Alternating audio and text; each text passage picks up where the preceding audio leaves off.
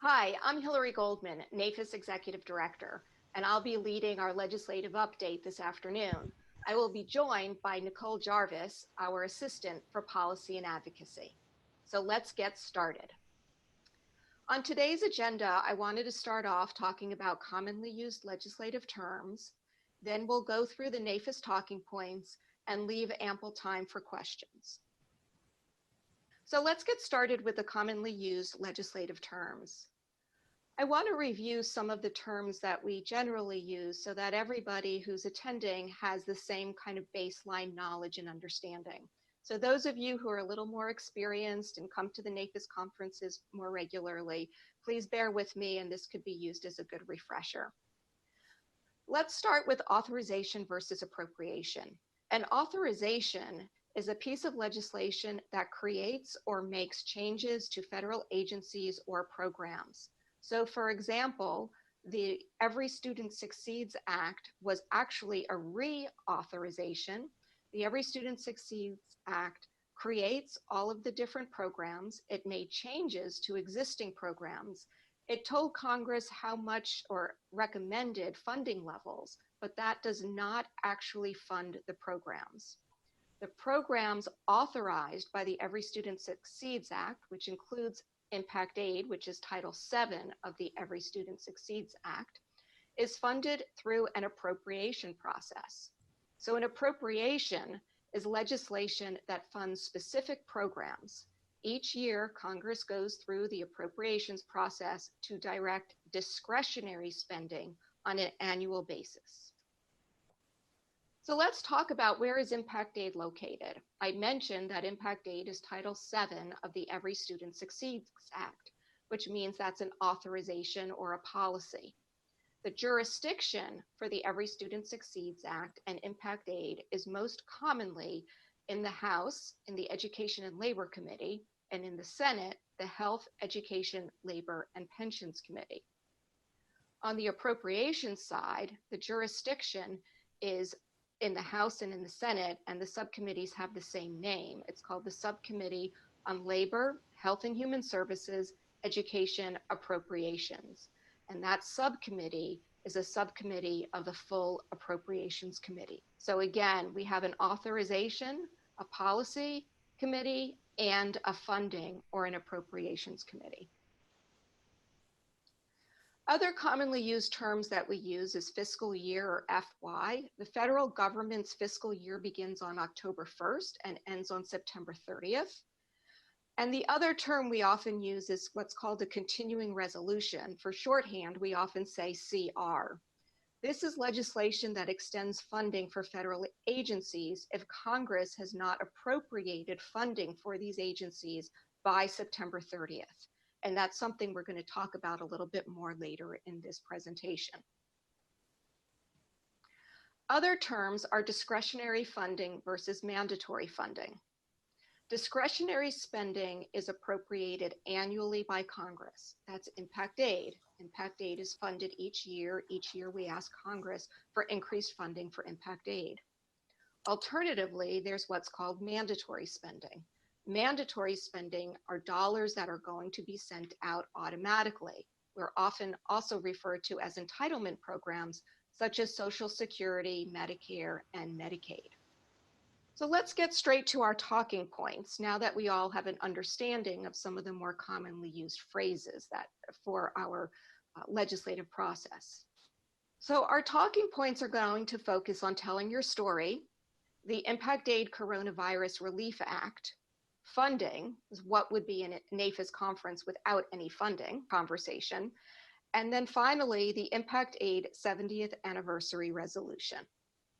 I put this slide in because I thought it was very important to remember to tell your story. Even though our calls, our meetings are going to be virtual this year, we don't want to be only weedy and only have our asks and our talking points. We still want to make sure that you're bringing your passion and your stories to Capitol Hill.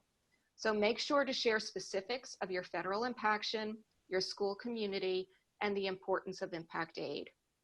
Also share how you are overcoming the challenges posed by the coronavirus. And if your district receives Children with Disabilities funding, Inform staff about your special education population, the services your school district provides, and the associated rising costs. The Impact Aid Relief Act. The Impact Aid Coronavirus Relief Act was introduced in the House and Senate in a bipartisan fashion.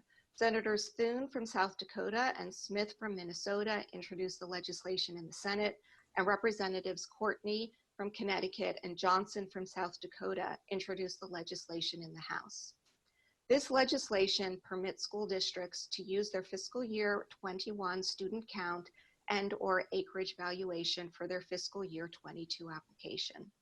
We think it's reasonable to permit school districts to use last year's information from their application for their upcoming fiscal year 22 application that is due January 31st because of the current context of educating students in a remote and distance fashion. NAFIS has been updating the NAFIS membership pretty regularly on our work on this legislation. We've also worked very closely with the impacted schools of South Dakota and the other NAFIS subgroups to push this piece of legislation over the finish line. As you know from our communications, this legislation was stalled when Congress departed for the August recess without passing a COVID-19 relief package.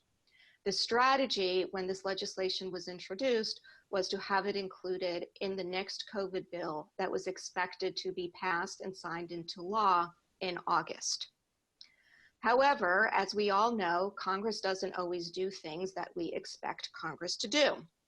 And so Congress did depart in August without passing a COVID relief bill, which meant our legislation was teed up and ready to go, but there was no bill to attach it to.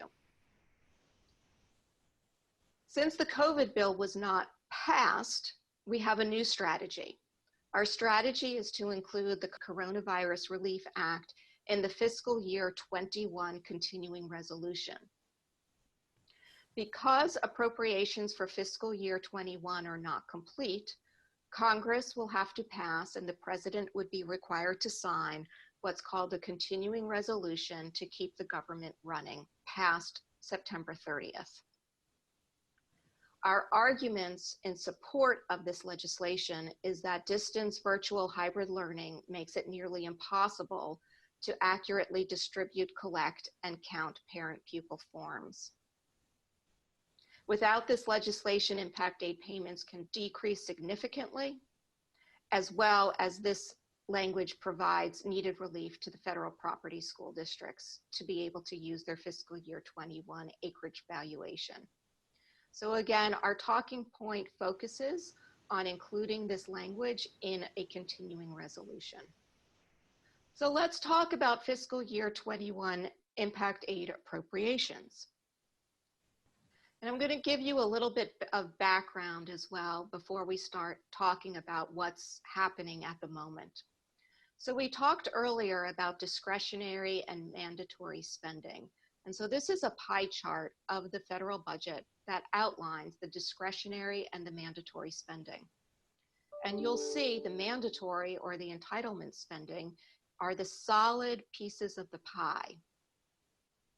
The discretionary part of this pie chart is the stripes.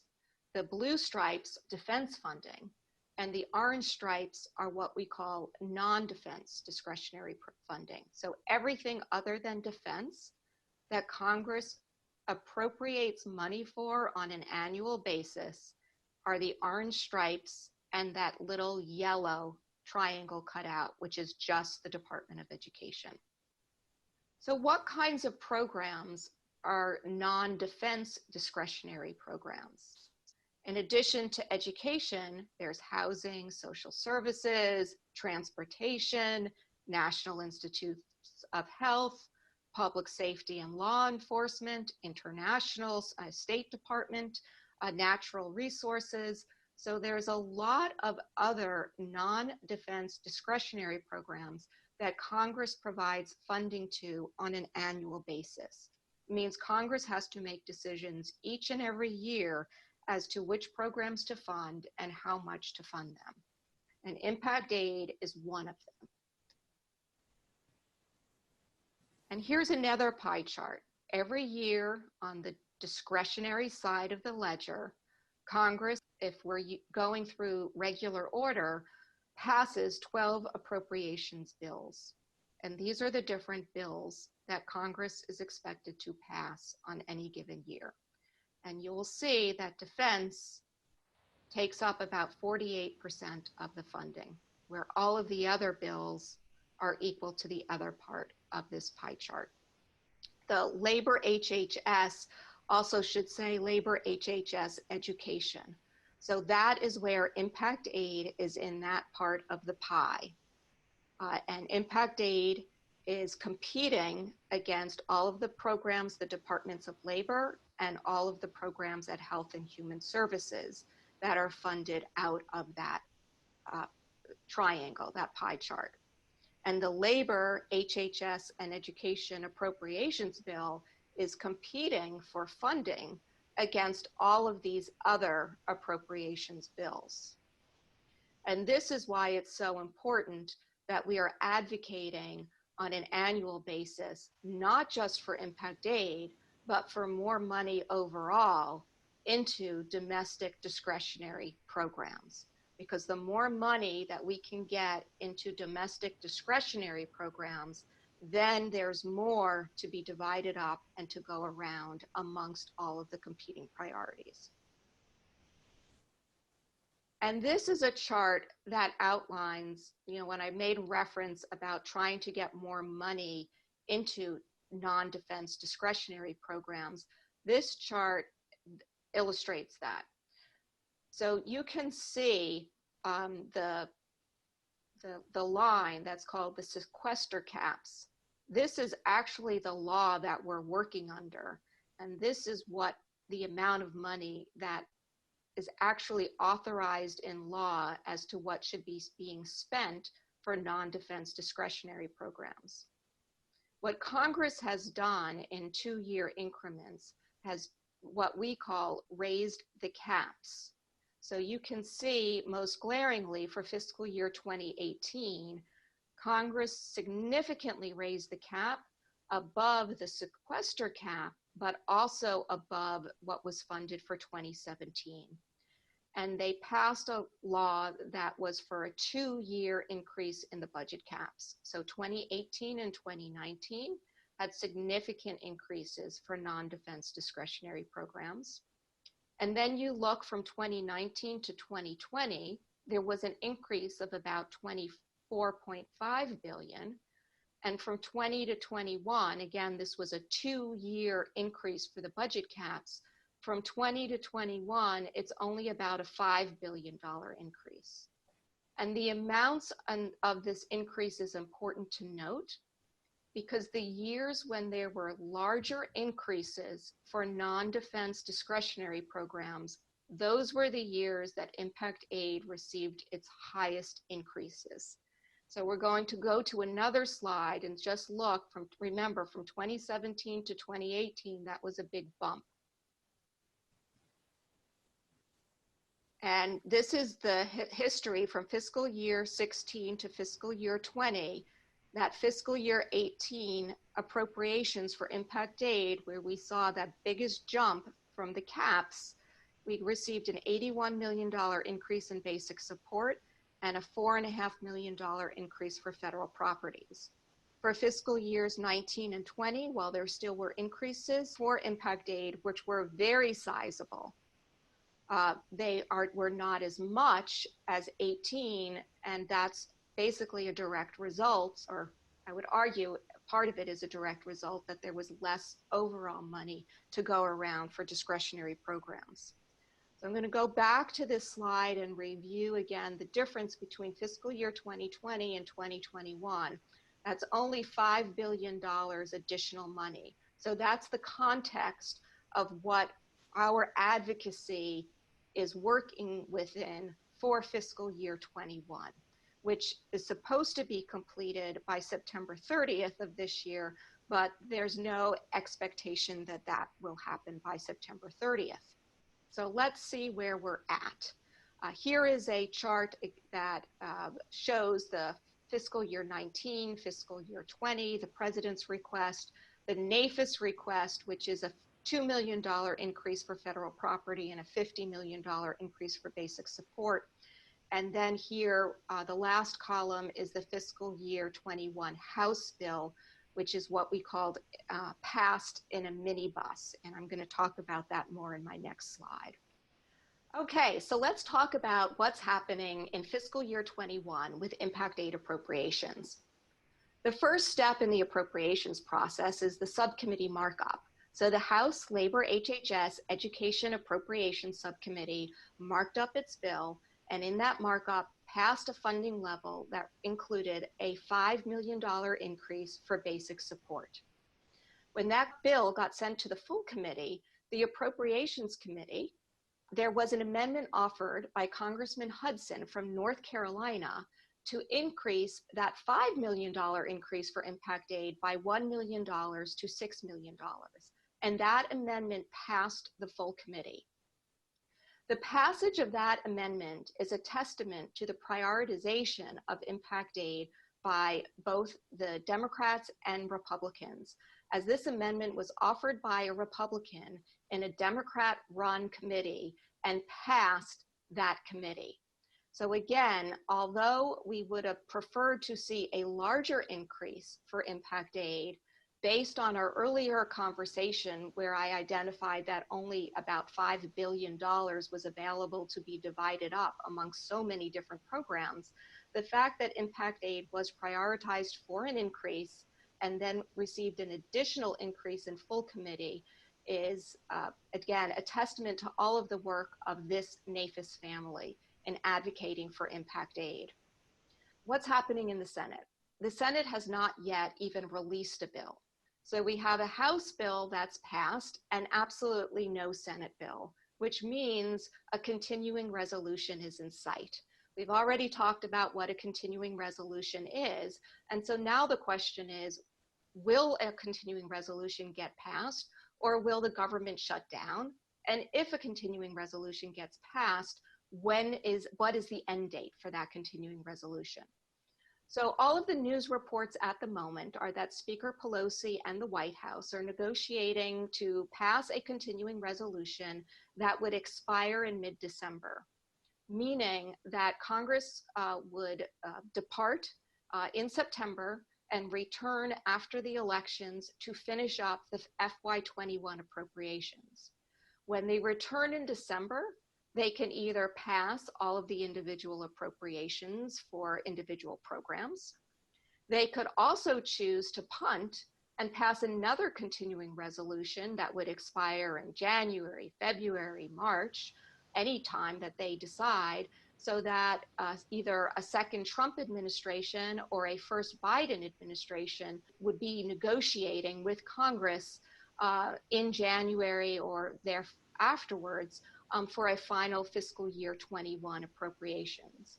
Alternatively, Congress could come back in December and say, you know what, we're just going to do a full year CR through the end of September 30th.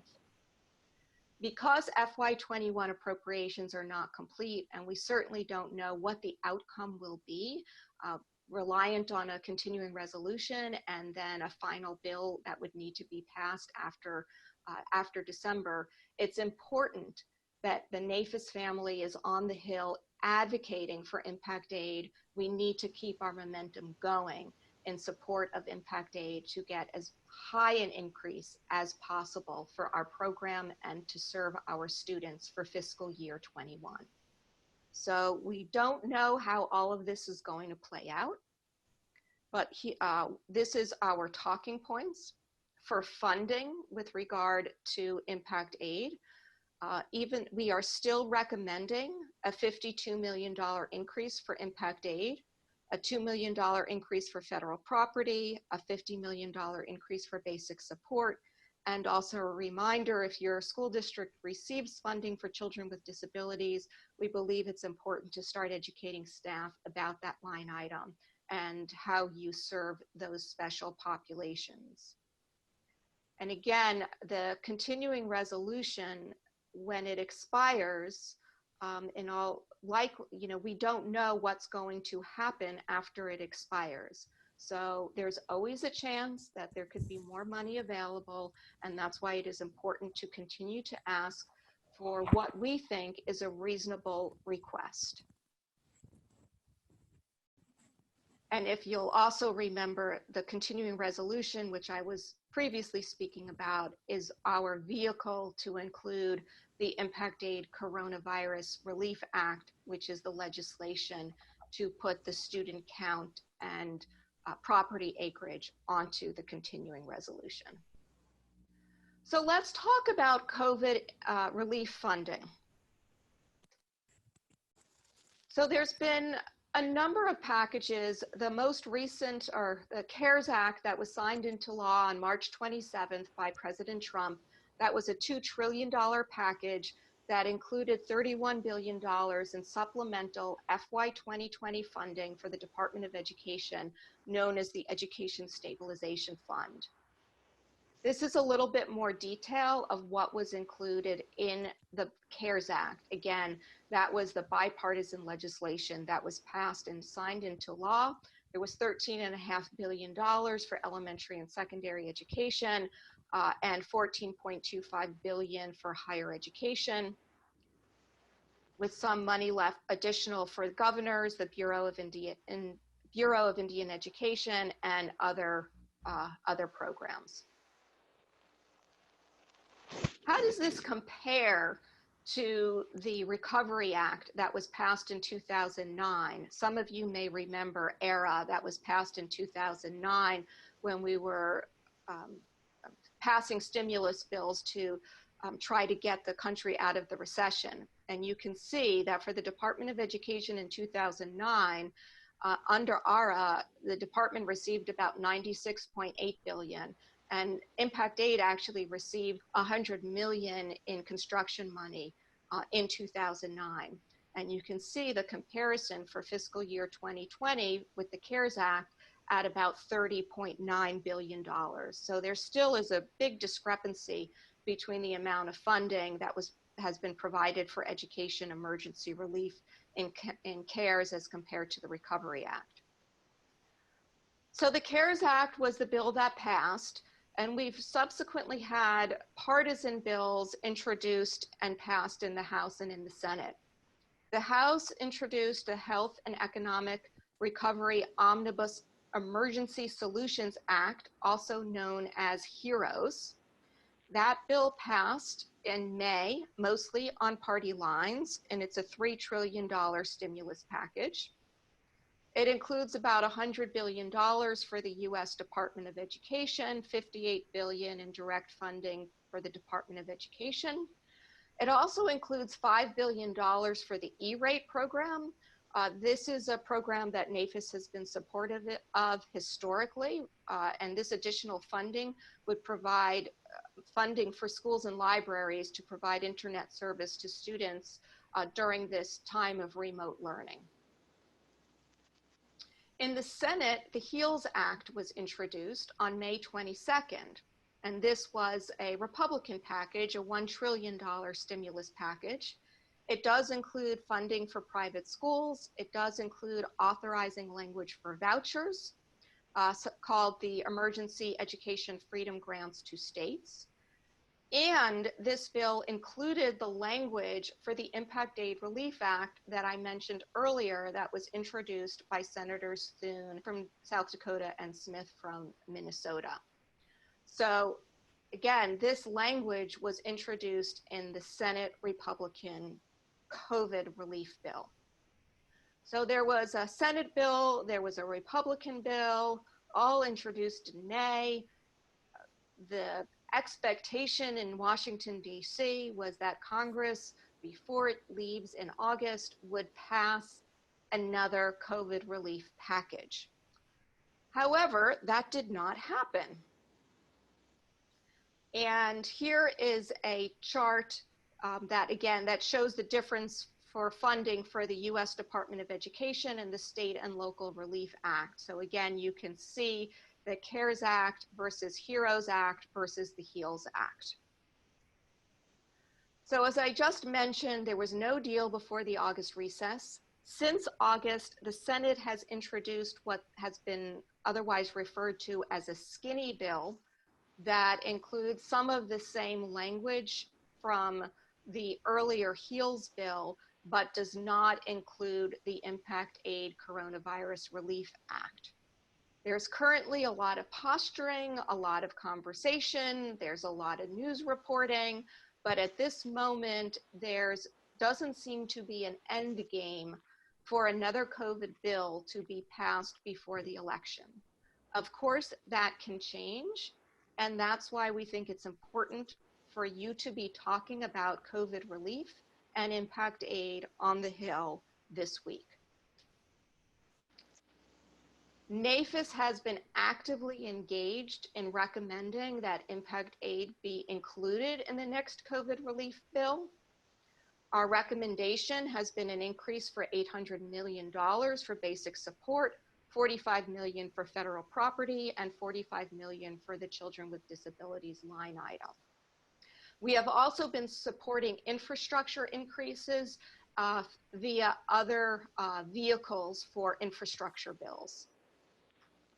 In addition to NAFIS letters being sent to the Hill and NAFIS members sending letters to the Hill in support of impact aid funding, there was a dear colleague that was turned around within a couple of days in the Senate. That was a bipartisan bill led by Senators Gillibrand from New York and Murkowski from Alaska.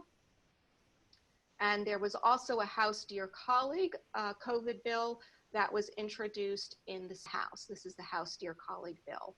And again, these were Dear Colleague letters that got circulated very quickly within the House and the Senate, and we were very pleased as to the bipartisan support and the number of individuals that signed these letters. So our talking point for COVID relief is to support the inclusion of dedicated impact aid funding in a COVID-19 funding package. Because impact aid has been underfunded for over 50 years, federally impacted districts remain at a disadvantage compared to other non-federally impacted school districts. And we also make the argument that impending state budget cuts fall heaviest on federally impacted districts because they are most reliant on state funding as compared to non-federally impacted school districts. So again, we think it's important to continue to talk about COVID relief and impact aid funding, even if a bill doesn't get passed before the election or before Congress departs, because it's very possible a COVID relief bill could be passed in December or in January or further down the line, and we don't want to lose our momentum. Next, coming up, we will talk about the Impact Aid 70th anniversary. I'm going to ask Nicole Jarvis, our Assistant for Policy and Advocacy, to share information about this important talking point. Nicole's been on board for just a year now. Many of you may have met her at the last fall conference. She's been doing a terrific job getting up to speed on impact aid and understanding the legislative process. And she and I have been working very closely together as Leslie has been on maternity leave, and we are looking forward to Leslie's return in mid-October. So Nicole, take it away. Hi everyone, I'm Nicole Jarvis, the Assistant of Policy and Advocacy for NAFIS, and I'm going to wrap us up here with one last talking point on the Impact Aid 70th Anniversary Resolution. Impact Aid was originally signed into law by Harry S Truman on September 30th, 1950. This year marks the 70th anniversary of the program. To commemorate this milestone, celebratory resolutions will be introduced in the Senate and House chambers to recognize September 30th, 2020 as Impact Aid Day. We're working on identifying co-sponsors in the Senate and House for a bipartisan introduction. Encourage your members of Congress to demonstrate their support of Impact Aid by co-sponsoring the resolution. Don't forget to follow up your meeting by emailing a thank you letter to your member of Congress and the individuals you met with on Hill Day. You can also use that email to reiterate your talking points and even attach a PDF of the talking points that can be found on the NAFIS conference website and app under resources. Good luck on Hill Day.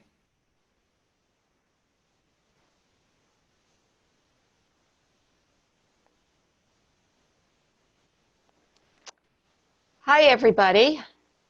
Folks hear me okay? Thumbs up? Great, okay. And Nicole will be joining on video as well, if she hasn't yet. Hi, everyone. Oh, great, Nicole. So she is our master wizard behind how all of this has been working so seamlessly. So a little clap, Nicole, thank you. So Nicole and I are here to answer any questions that you have about the legislative update. So we encourage you to please put your questions in the chat. And we also wanted to provide you a couple of updates of things that have changed since we recorded this session. So Nicole, I know you have an update about the 70th anniversary resolution, so let us know the latest. Yep, so I'm pulling up a slide here. We currently have a total of 14 sponsors in the Senate for our 70th anniversary resolution. And this also represents good bipartisan support. We have 6 Republicans and 8 Democrats. And our Senate leads are Senator Crapo from Idaho and Senator Hirono from Hawaii. And Hirono and Crapo are currently looking for additional co-sponsors before introducing. Then this here, these are our 2 leads on the House side. Representative Levin from California's 49th District and Representative Newhouse from Washington State's 4th District. And Levin and Newhouse are hoping to introduce as soon as possible, as early as tomorrow, actually, and then they will be looking for co-sponsors. Great, Nicole, thank you for that update. And I realize we've referred to our talking points in the video. So where can folks find the talking points? Yeah, definitely. So the talking points can be found on our conference app or on our conference website under resources. And if you haven't already downloaded the conference app, you can do so using the links that we've sent out in all of our correspondence. Great, thanks, Nicole. So I also wanted to provide an update on the continuing resolution and our work on the student count acreage legislation. So again, if you have any questions, please feel free to put them in the chat. So Andrew also mentioned the continuing resolution. As we're presenting right now, it looks like there will be agreement to pass a continuing resolution that will expire in mid-December. I'm seeing December 11th and December 18th as different dates, but we are looking to see a continuing resolution so that the government will not shut down. The issue for us is the Impact Aid Coronavirus Relief Act. We feel fairly confident, or pretty confident. The Senate has been working towards including this language in, or actually the leadership is supportive of including this language in a continuing resolution. The latest that we heard over the weekend was that we are not in as good shape in the House side. That Speaker Pelosi's position is that any kind of a rider on the continuing resolution that would be better geared for COVID relief should be on a COVID relief bill. Now, again, this was information on Friday and over the Friday, actually afternoon, prior to the passing away of Supreme Court Justice Ginsburg. And this information was also based on the speaker, I think, continuing to push for a COVID bill, and the president having recently mentioned a COVID bill and funding for it. I don't really know where, we haven't gotten any more intelligence this yet today on Monday, because I think staff are still scrambling and trying to figure out what's going on. We were hearing that they would like to introduce a CR in the House midday today. So we're not sure kind of what the latest is. So it's very important when you have your meetings on Wednesday, or even prior to, if you have connections with your House members, to shoot them a quick email and let them know that it would be very important to have the student count acreage language on a continuing resolution. Again, there's no opposition to it anywhere. Nobody thinks it's a bad idea or it shouldn't get done.